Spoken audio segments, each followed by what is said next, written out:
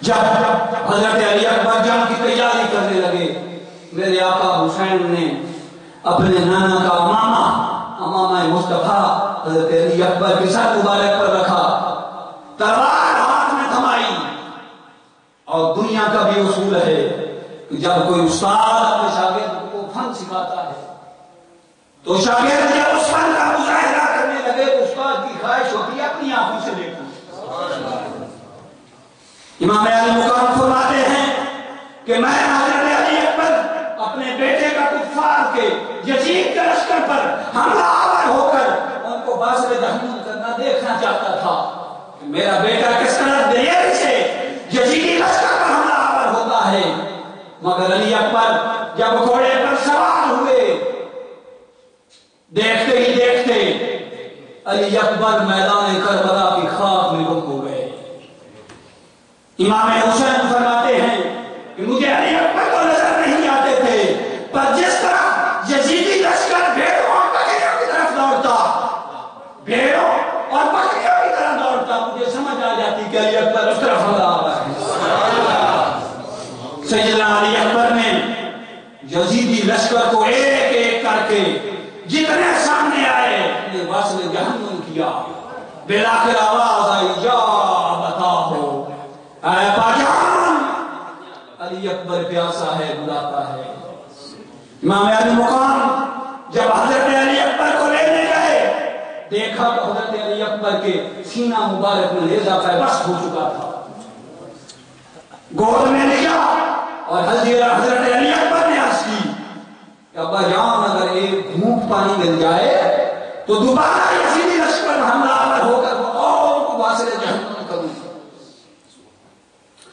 حضرت علی اکبر کے منہ مبارک میں امام حسین نے اپنی زبان ڈالی، فرمایا علی اکبر آج پانی تو نہیں دے سکتا، پر شاید میرے نانا مصطفیٰ نے اسی دن کے لیے مجھے اپنے لعاب چسائے تھے، اسی دن کے لیے شاید مجھے اپنی زبان مبارک چسائی تھی کہ حسین کل جب میں تیری یاد کے لاڈلے ننھے ننھے شہزادے پیاسے ہوں گے تو مصطفیٰ کے لعاب کا اثر حسین کی زبان میں باقی ہوگا اور ان سے وہ سیراب ہوتے رہیں گے.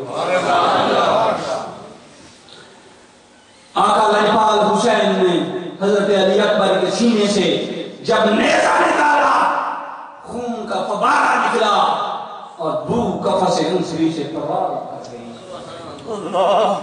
روایات میں آتا ہے، امام جلال الدین سیوطی نے، ابن عساکر نے اور خطیب بغدادی نے یہ واقعہ نقل کیا ہے. جب امام علی مقام حضرت علی اکبر کو لینے گئے تھے، 56 برس عمر تھی اور سر مبارک اور ریش مبارک کا ایک بال بھی سفید نہیں تھا. کیا سر مبارک اور ریش مبارک کا ایک بال بھی سفید نہیں تھا. پر جب میرا امام اپنے جوان شہزادے کا لاشا لے کر میدان کربلا سے واپس لوٹا تو سر اور ریش مبارک کا ایک بال بھی سیاہ نہیں رہا. حضرت زینب کو حضرت سکینہ نے پکارا اور فرمایا پھوپھی جان، آج حسین کو بیٹے کی شہادت نے پورا کر دیا. جب گئے تو سر مبارک اور داڑھی مبارک کا ایک بال بھی سفید نہیں تھا. جب واپس لوٹے تو سر مبارک اور داڑھی مبارک میں ایک بال بھی سیاہ نہیں رہا تھا. بالآخر آقا حسین لجپال کی باری آئی. آخری بات عرض کرنے لگا ہوں، میرے آقا حسین لجپال کی باری آئی.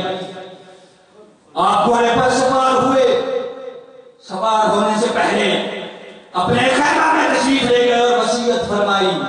حضرت زینب سے فرمایا کہ بہن زینب، میری بیٹی سکینہ کا خیال رکھنا، ننھی لاڈلی سکینہ کا خیال رکھنا.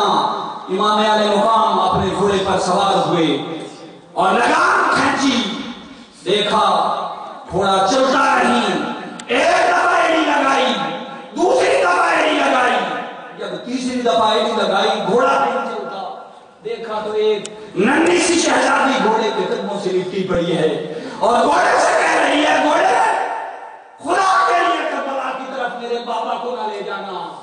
کہ جو بھی اس گھوڑے پر سوار ہو کر کربلا کی طرف گیا ہے خالی گھوڑا لوٹا ہے، سوار نہیں آیا۔ میں تو اپنے بابا کے بغیر رات کو بھی نہیں سوتی تھی۔ امام علی مقام نے حضرت سکینہ کو اٹھایا، سینہ سے لگا لیا اور فرمایا بیٹی سکینہ صبر سے کام لینا، آج کے بعد حسین کے سینہ پر آج کے بعد حسین کے سینہ پر سونے کے دن ختم ہو گئے۔ امام علی مقام میدان کربلا میں یزیدی لشکر پر حملہ آور ہوئے، ایک ایک کر کے واسر جہنم کیا،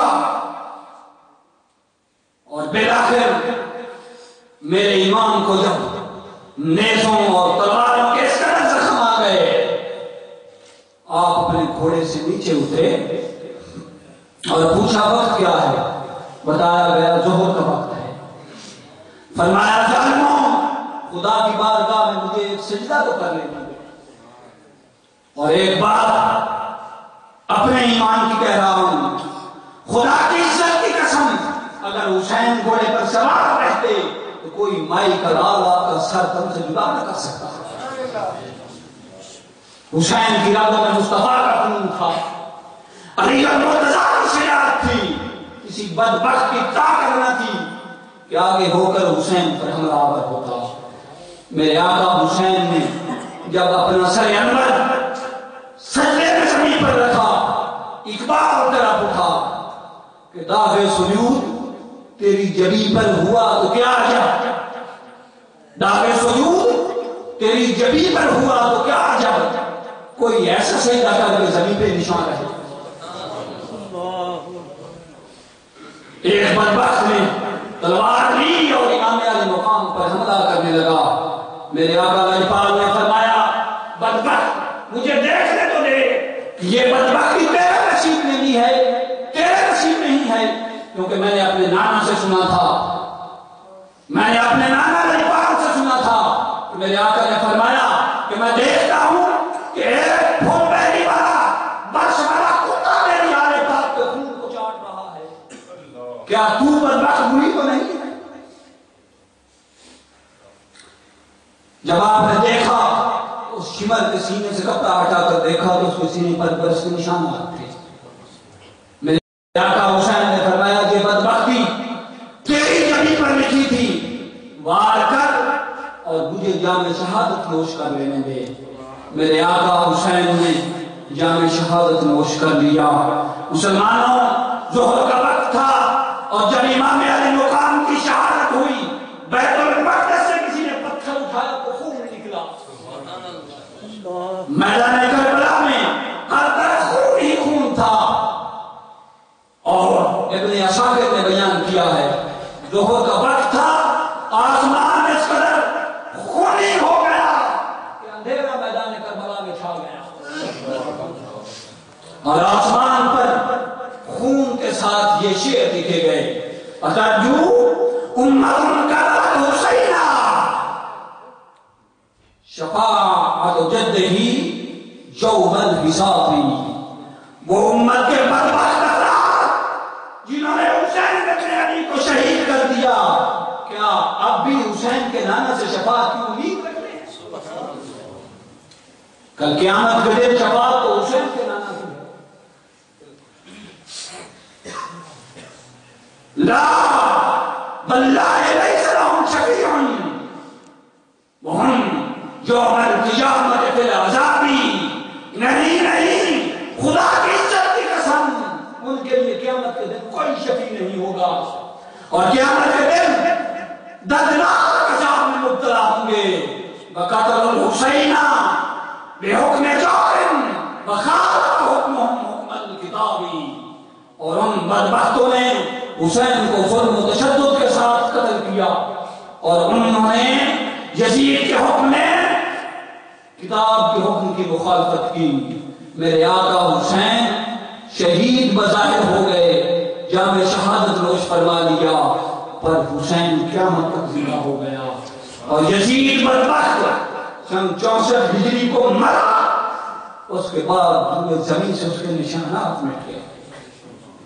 حسین اس کے بعد اسلام کی علامت بنا، ایمان مصطفیٰ سے محبت کی علامت، اور یزید بدبختی اور کفر کی علامت بنا۔